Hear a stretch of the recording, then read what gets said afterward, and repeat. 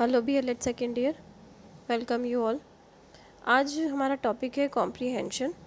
Comprehension से पहले हम ये समझते हैं कि एग्जामिनेशन में what does an examiner checks. First of all, after the grammar part, after the tenses, after all the parts of speech and all this.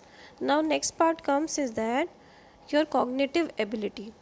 So cognitive ability मतलब आप समझते ही हैं, बौद्धिक क्षमता। तो बौद्धिक क्षमता मतलब किसी चीज़ भी पैरा को दिया गया है, उसमें you have to just study, just read it out, find the words, find out the question answers. That is all about your cognitive ability.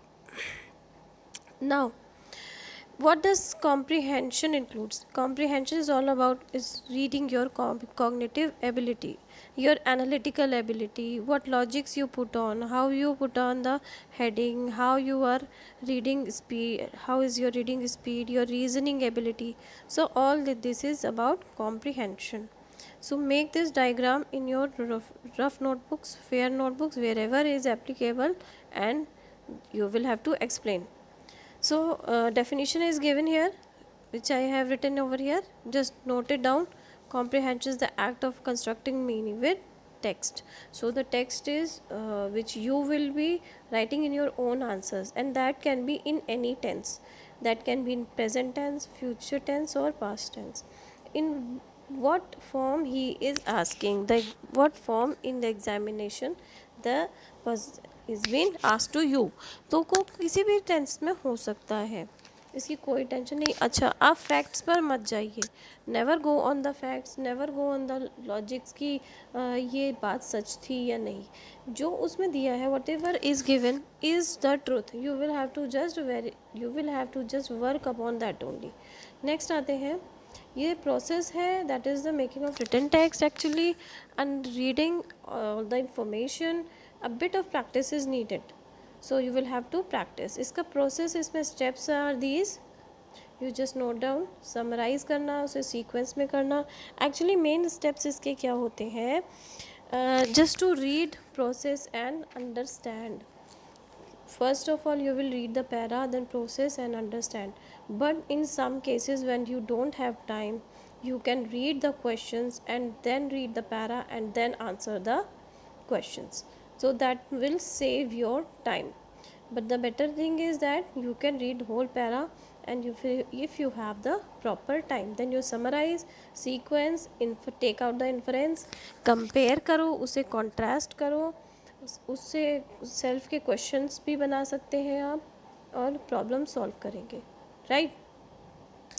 This is the passage which I had brought for you. This is about Ferdinand Magellan and how he traveled. उसने जो भी travellings की हैं, उसके बाद में उसके जो आदमी जो उसके मारे गए हैं, और उसके बाद में मैगलन की भी डेथ हो गई है. So this is all about. इसमें जो क्वेश्चन आंसर्स हैं, you just note it down, और इसमें ये बताइएगा मुझे इस फर्स्ट क्वेश्चन का आंसर क्या है. तो सेकंड का क्या है, ये you will be telling me, find out.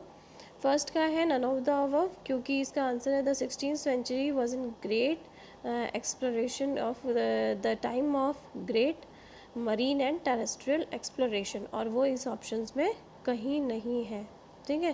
So this is a very easy one. You just do it and you will have to tell me. Now we move on to our next topic, that is précis writing. Précis is a Greek word. It's a French word, and that means expressed accurately.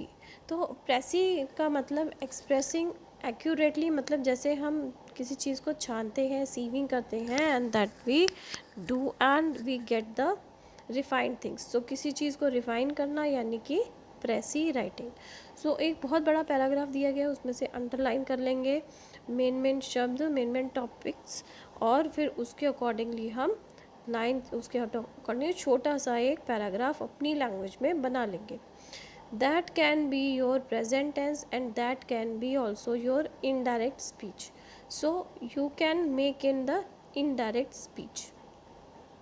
अब आते हैं, इसमें क्या क्या चीज़ होनी चाहिए. Your precis writing, इसमें क्लैरिटी होनी चाहिए, एकदम क्लियर पिक्चर होनी चाहिए कि आपने जो जो शब्द छांटे हैं वो ज़रूरी हैं, ऐसा नहीं कि कुछ छूट गया है. करेक्टनेस होनी चाहिए, एकदम एक्यूरेट होने चाहिए, ऑब्जेक्टिव होने चाहिए, ऑब्जेक्टिविटी ना खोनी चाहिए, और उसकी जो तारतम्यता है, जो क्लियरिटी है, जो उसका फ्लो है, वो नहीं ख़त्म होना चाहिए। कोहेरेंस मतलब मिलते जुलते होने चाहिए, दैट शुड बी लाइक को related to each other. Concise होने चाहिए आपस में। अब इसके हम कुछ 6 रूल्स देख लेते हैं। प्रेसी राइटिंग आगे भी करेंगे, अभी प्रेसी कैसे बनते हैं। केयरफुल रीडिंग होनी चाहिए, ठीक। आउटलाइन, अंडरस्टैंडिंग, अंडरलाइन होना चाहिए। ओमिशंस हटा देने चाहिए, डोंट ओमिट। लेंथ जो है उसकी एक्यूरेट होनी चाहिए, बहुत ज़्यादा नहीं रखनी है आपने। इनडायरेक्ट स्पीच मैंने जैसे आपको बताया, टेंसेज और पर्सन का ख्याल रखना है। जिस टेंस में दिया गया है उसी टेंस में आपने इनडायरेक्ट स्पीच उसका बना देना है। ओन वर्ड, अपने वर्ड्स यूज़ करने हैं, उनके वर्ड्स कम से कम, उनके जो वोकैब में जो वर्ड्स हैं वो जो एक्यूरेट वर्ड्स हैं बस वही हमें लेने हैं और अपना एक पैराग्राफ बनाना है, ठीक है। फिर से रीड करना है, दोबारा रीड करना है। अब एक पैराग्राफ मैंने लिया है, that is tracts of land from which coal is obtained are called cold fields. These are so called fields are not the surfaces of earth but at the same depths below. तो ये para read करेंगे और इससे एक short paragraph, इसमें से एक easy paragraph अपने आप 4 लाइन का बनाएंगे, ठीक है। और इनके जो एग्जाम्पल्स और आंसर्स और नोट्स हैं वो मैं आपको एज अ नोट्स प्रोवाइड करती हूँ इसी के साथ, ओके।